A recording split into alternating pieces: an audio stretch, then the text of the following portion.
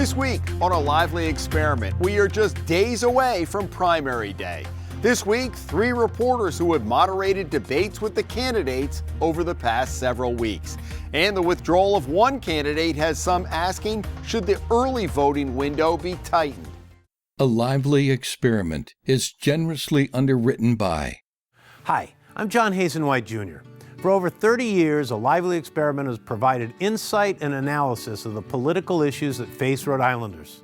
I'm a proud supporter of this great program and Rhode Island PBS. Joining us for a Reporters Roundtable, Ian Donnis, political reporter for the Public's Radio, Boston Globe reporter Steph Machado, and Providence Journal's State House reporter Patrick Anderson.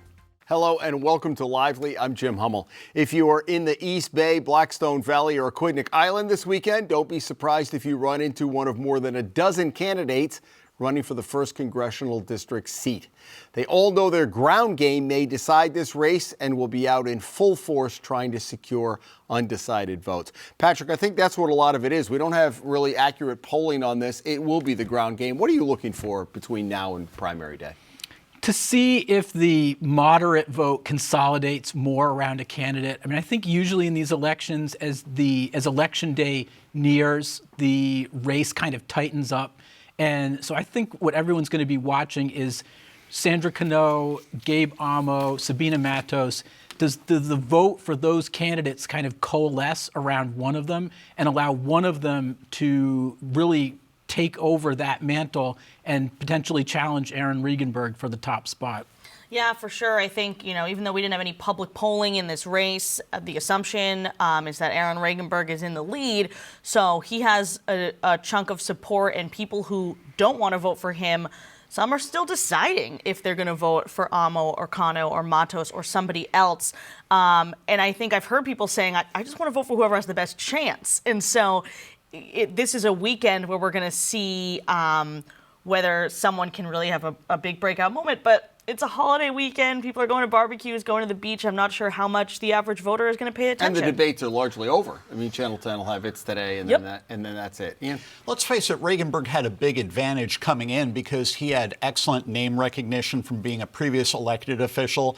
Sabina Matos started that way, but of course she was dogged by a lot of weeks of unflattering coverage about her signature controversy. The challenge for Gabe Amo is that although he has been well known by political reporters like us for many years, he has not been well known across the district, and trying to get that name recognition across a congressional district in a couple of months is a heavy lift. He's got a good story. He communicates well, probably the most polished guy in the race along with Regenberg. And Sandra Cano has a lot of endorsements.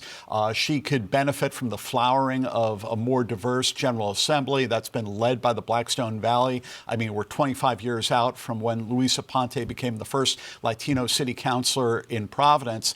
And, Matos, she still has residual support. So it'll be curious to see how Amo does. It is funny how, we were talking about Sabina Matos and the signature scandal for so many weeks. And then during that Channel 12 debate, I thought she was almost kind of relegated. She was sitting off to the side and then almost relegated to kind of like an afterthought.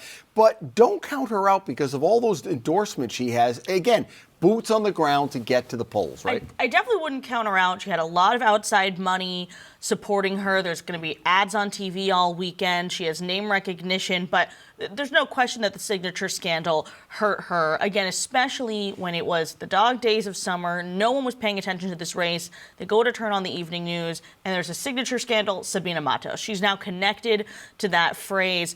But I also thought it was very telling in the Channel 12 debate. No one attacked her, and every single debate prior to that, everyone attacked her for the signature scandal.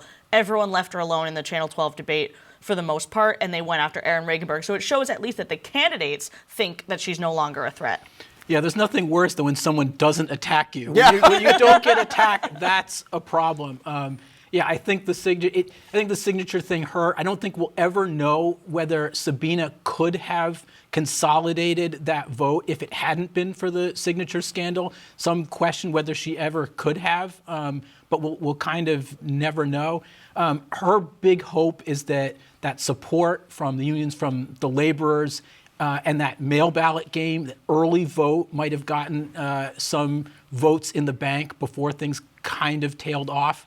But it's not looking as likely. Ian, the Providence Newspaper Guild, for years, we went to that show, I was in that show, and they always used to say, it's better to be skewered than ignored, right? Because if you're a player, you get skewered. I'm sorry. Absolutely, Jim. And the hard part for Matos is that there was such extensive coverage of the signature gathering issue is that it's filtered down to people who really don't pay much attention to the news. And they just know that there was this kind of negative controversy in which Matos had a connection. She does have a certain degree of institutional support from labor unions. One interesting thing in this race is how a lot of top elected officials, from Governor McKee to Speaker Shekarchi to elected officials in Massachusetts, have stayed out of endorsing. Would that have tipped the scales in Matos's favor had she gotten endorsements from key elected Democrats? Maybe, but we see how things have gone in a different direction. Each of you has sat moderating. You did the Globe one with Ed Fitzpatrick. You guys were together at Rick.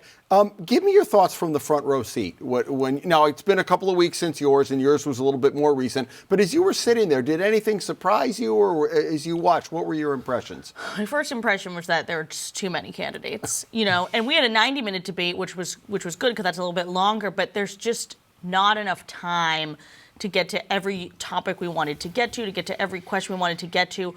Candidates who, respectfully, don't have a chance at winning, of course, got to share their views and everything, and that's great. But I think that was my impression from all the debates, was that if we had had some public polling or some more data that could narrow the invite list, it would have been more useful for the voter. But I did think, it's a smart field of candidates, a diverse field of candidates. It definitely started to get really fiery, at least in the last few debates. And we'll see. I think the debates do make an impression on voters because they get to see you in the flesh and see you on TV, but we'll see. I think these debates have been a public service because you get to see the candidates talk about issues. And there's some candidates who engage more in what seems like a sloganeering or just a really short description of a policy, and others who talk about it in much greater detail. So voters have had a chance to assess that, and I think that's a value there. Yeah, I think with the number, the number of candidates, it was very difficult for anyone to kind of flip the script. It was very difficult to have those signature moments where voters remember a phrase, remember a particular exchange, because it was very much one to the next, to the next, to the next, because you're trying to provide equal time and give everyone a chance to answer. So it doesn't allow as much for those big zingers or signature moments that you might remember from other debates. I've moderated debates, and it's like here on Lively. I want to make sure we're having a good discussion, and not so much on this show, but in moderating, to say, look, if you got a good point, keep it going, but then to make sure you make up on the other side. And with that number of candidates, it's impossible, right? Yeah, and I think what was interesting was how everyone was handling it. So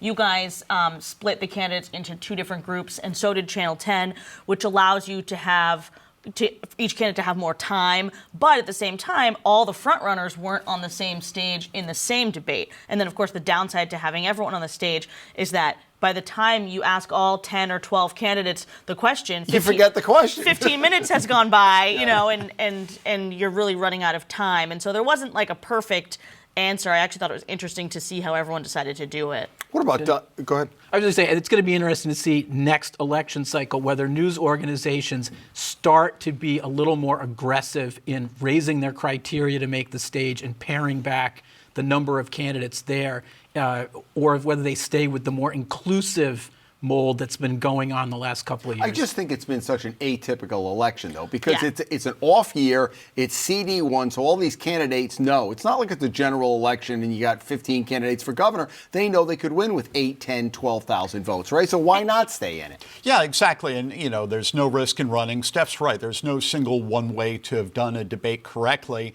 The hope is that voters get enough sense of the candidates and how they respond to questions from reporters to get a sense of really who they are and what they're about and how they would represent the district. And I do think in a regular election year, more people would have dropped out right? Maybe before the filing deadline even, because if they're deciding, am I going to run for this open congressional seat or am I going to try to keep my state rep, state senate seat, they might have made that decision differently. This year was a freebie. Anyone could run. They don't have to lose their current position. And not to beat a dead horse, but the lack of public polling really contributed to the large field that's still in the race on primary day, because with public polls, with independent polls, again, people might have dropped out and endorsed their favorite candidate and consolidated more. Our friend Ted Nesi has drawn some comparisons to the past election in the Massachusetts 4th District, now represented by Jake Auchincloss, and how there was a large field initially there and some candidates dropped out and the field kind of consolidated. But we have not seen that happen here. And I think it is because of what you said, Jim, that it is a special election. There are a number of current elected officials who don't risk losing their seats if they lose, so they don't see any downside of staying in. And the only candidate who's dropped out was essentially forced to by a scandal, that being Don Carlson. And the party leaders have kept a very light touch. In some other areas, you would see the state party or the big power players use their influence, either carrots or sticks, to get the field to shrink a little bit and consolidate. And they've really kept their distance from this one. I would say, and most of the candidates, you're right, it was a freebie, but Gabe Amo had to leave his job at the White House, and Walter Burbrick had to leave his job. So it wasn't for everybody. He elected officials. For sure. Not everyone's in office. Look, after primary day, the Democrats have sucked all the air out of the room, but there are two Republican candidates. You guys had them here on this set. What baffles me is that, especially with Gary Leonard, he's the endorsed candidate. We'll see how he does. He excluded reporters from his opening, the one time to, kind of introduce yourself, and he didn't answer your survey for the Journal. Chance to be on the front page Sunday. So what do you make of that? I don't get it. I mean, I can't say exactly. I don't know what's exactly going through their head. Because they won't talk to you. Yeah, there is a trend on the GOP of not interacting as much with the mainstream media, whether that's distrust or just a tactical, strategic thing coming out of Washington, that it's more advantageous to limit your message just to outlets that are friendly to you, or just limit it and target it to your voters. Remember, this is still a GOP primary, so we're talking a very small slice of the electorate. That, I think, is what's happening. I mean, to me, it echoes a little bit with what you saw with Alan Fung in recent cycles, where everyone knew him and the media had a relationship with him, and yet during those campaigns, he was fairly difficult to track down. I mean, he famously had his announcement ceremony and kind of escaped from it without taking questions. And then even the last time out was very low profile until the General. At the General, generally things change a little bit, but that seems to be the trend on the GOP side. I was really surprised that Leonard did not answer that questionnaire from the Journal. As you say, Jim, it's a chance to get exposure, to get known by voters. He seemed very personable when we had a conversation with him here. He is a first-time candidate. I think his campaign is trying to skill him up in terms of interacting with the media. Patrick's right that there has been a trend among Republicans to steer clear, in some cases, of traditional objective media, but he is the favorite in this race, and there would be a clear contrast between him and someone like Aaron Regenberg, Gabe Amo, or Sandra Cano, or Sabina Matos. I've always felt that running a strong primary really sets you up for the general election. Get out there, talk to reporters, do your debates or whatever. It's not like you can turn the spigot on after primary day. And if these candidates are not used to dealing with the media, it's not on the job training, right? Yeah, and no one's really paying attention to the Republican primary in this particular race because it's so heavily favored towards the Democrats, and that sort of benefits the candidates running in the GOP primary because they're not being closely scrutinized. They haven't had to take a lot of reporter questions outside of the excellent interviews that Patrick and Ian did. When we get to the General, whoever's the Republican nominee is going to get more scrutiny. There's at least going to be more interviews, more reporter questions, and more coverage on if they refuse to speak to reporters or show up to debates or whatever it is that's going to happen for the general. So the Don Carlson situation, Don Carlson dropped out after a big Channel 12 expose about some potential inappropriate contact with a student when he was a professor at Williams. We talked about that last week. It has a lot of people, well, you've heard from some sectors saying, well, this is why we shouldn't have 20 days of early voting.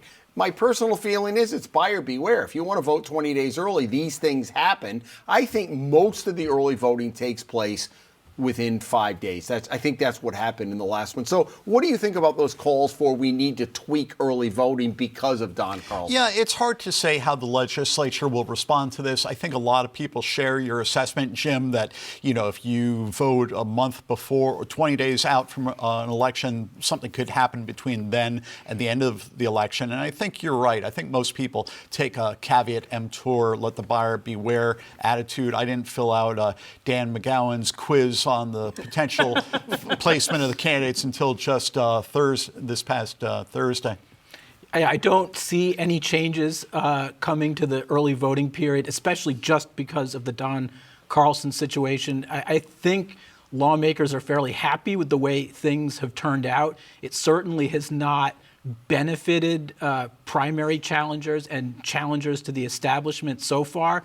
A lot of the GOP are arguing that early voting, which might have been resisted by the Democratic establishment years ago, has actually benefited them and benefited incumbents because it allows that institutional machine to operate mail ballots and so forth. So I haven't sensed any appetite from them to change things now. Yeah, I can't imagine that reducing voter access is going to be a priority for any of the state's leaders. But, it is interesting. And I think the voter has to decide if they're willing to take that risk. I had a voter tell me the other day that she got a mail ballot, but she's actually not going to fill it out until Election Day, and then she's going to go drop it off in the box. So she doesn't have to wait in line and do the whole thing on Election Day, but she wants to see what happens in the final debates and all of that. So, I don't think that we're going to stop having debates the last week of the election or news and changes the last week of the election. We're not going to move all of that to 20 days before the election. So voters basically have to decide, are they so gung-ho about this person that they're going to vote for them? Nothing's going to change their mind. Nothing's going to change their mind. They're going to vote for them 20 days out. I think some voters are like that, but others are going to wait and see. It's going to be interesting to see how many votes Don Carlson gets, right, when they ultimately open it up. And who would that have gone to? It's impossible to know, right? Yeah, he's still going to be on the ballot, of course. And I think this is a classic case of an example, a candidate who seemed really good on paper. He's got an interesting background. He's got a lot of credentials. He's been a lawyer. He's been a businessman. But, when real world push came to shove, there was something that led him to get out of the race. Okay, we've talked a lot about the Cranston Street Armory, what to do with it. It's provided a lot of material on this show over the years. Now we find out, Kathy Gregg, your colleague at the Journal, got some internal documents that says Mayor Smiley in Providence says we'd be happy to take it on, but we need a little bit of this, $45 million over 3 years. That's probably not a surprise, but I don't know, the state is probably wants to get rid of it at this point, right? If he's willing to take it on. Smiley's been saying this for weeks, if not months, that sure, we'll take the Armory, but you have to cut the city a check because that building, and he knows because he was DOA director for the state, he knows it's an expensive building to maintain and to keep up. It's been neglected in some sense for a number of years, and the state isn't doing anything with it. They canceled the contract with the company that was going to help develop it. And so the city is extremely motivated to redevelop the Armory because it's a huge asset in Providence. And so I think they would be happy to take over ownership, but not without money. I mean, Providence doesn't have a lot of money to spare sloshing around to redevelop an old building.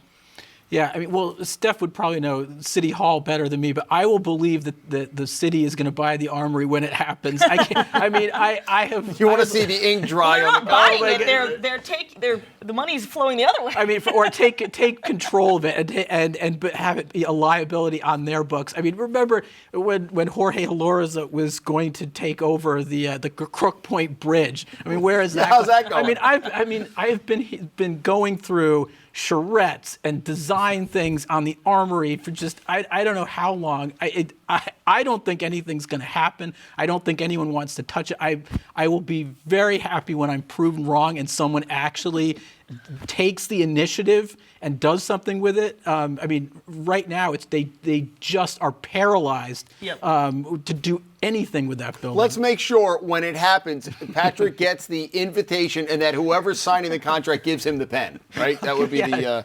On the face of it, the Armory being a city responsibility rather than a state one makes sense because it's more of a city thing. But the obvious issue is how Providence has been hard up for money for forever. So that was the obvious question. And one thing to watch going forward is how, of the $45 million ask from the city to the state, 27 million of that would be from the Housing Priority Fund. And it's not hard to imagine that Speaker Shekarchi might frown on that, given how housing has been a key part of his agenda. And while we're all sympathetic to the idea of revitalizing the Armory, housing money seemingly would not be aligned with that. And wasn't one of the other parts for the after school stuff? So isn't that, again, McKee forcing, let's turn the Armory into my pet project of after school stuff? I mean, it's just... I don't know if it's feasible to put housing in the Armory, but I would. It isn't. It isn't really. What about the Learn 365? It got a lot of. Well, it's going. Apparently, it's going in the Armory. But well, no, but I mean, now you see we get the press releases, and Newport signed on, and South Kingstown, and whatever.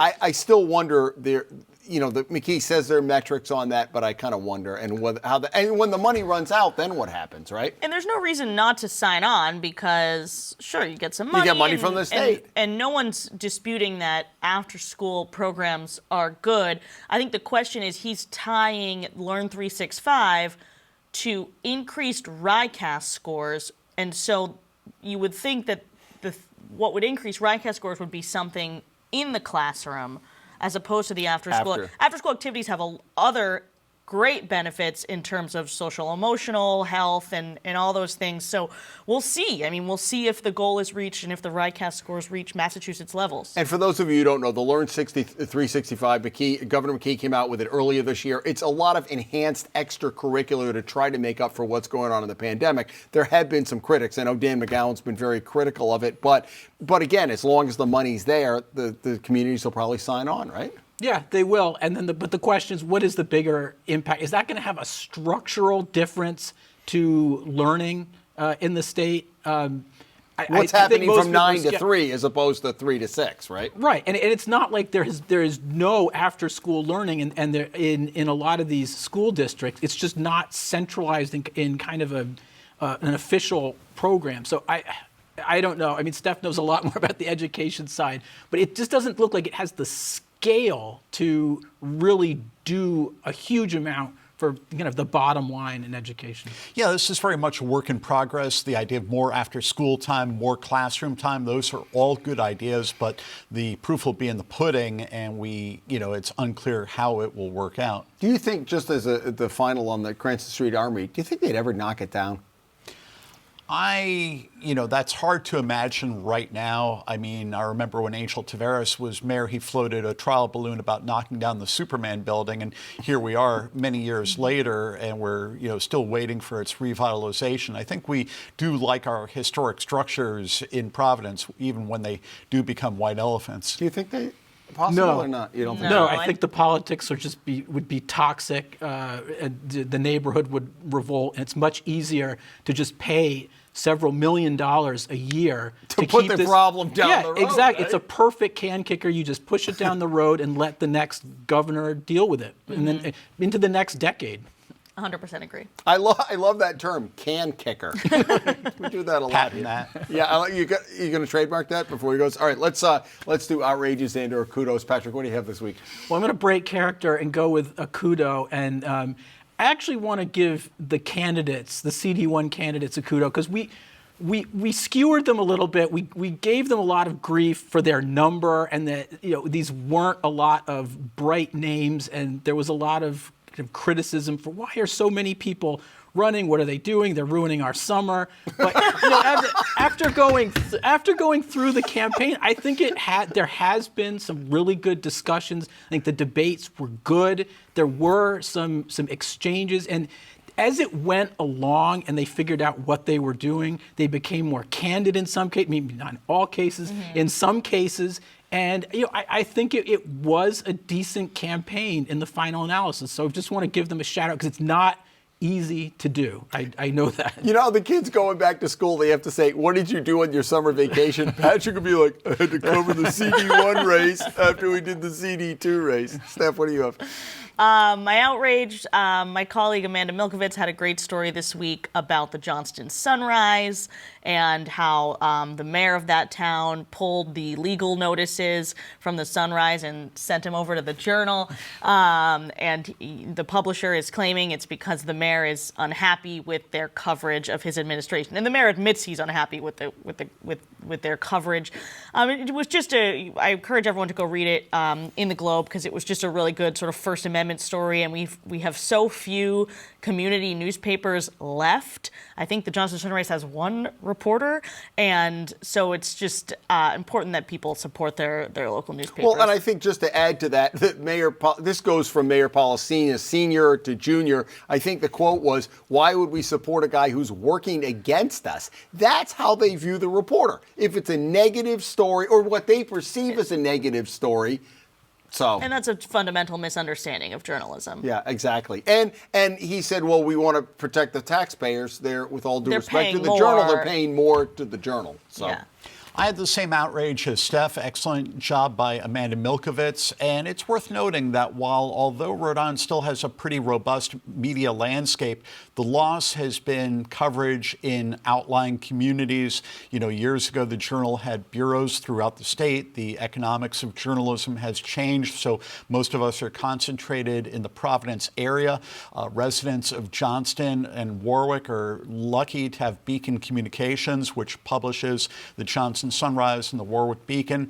But, I live in East Providence, and there are some local papers, but it's not really easy to get in-depth coverage of municipal government. And if you're saying that about East Providence, what is it like for Exeter or Richmond or Burrillville or other communities that are farther from Providence? We talked about this last week. We had Nick Gorham and Amanda on and just talked about, how that affects democracy. When you have, how it is when you show up with a camera, when you were at Channel 12. Yeah. When you showed up at a meeting, didn't the vibe change? Oh, the vibe absolutely changed. And we would parachute in for stories that had statewide appeal because we were a statewide television station. And so you're not going to have the statewide reporters covering the little issue that only affects the town, but the townspeople care deeply about, and that's why the community newspapers are so important. Yeah, well, city council, town council, those are very important, and that's the first stuff that's gone. That's the stuff that we're not getting as much coverage of. I think we're still getting a lot of coverage at the statewide level and even like regional, but those local meetings are the big thing that's kind of a gap. All right, folks, thank you. Sorry we robbed you of your summer, but great coverage from all of you, and we appreciate you coming on. Ian and Patrick and Steph, and we'll look forward to primary results. We'll have a full recap next week. If you don't catch us Friday at 7 or Sunday at noon, you can find all of our shows archived at ripbs.org/lively. Folks, we again will have a full review. We hope you get out to vote on primary day, and we'll have a full breakdown next week as A Lively Experiment continues. Have a great weekend.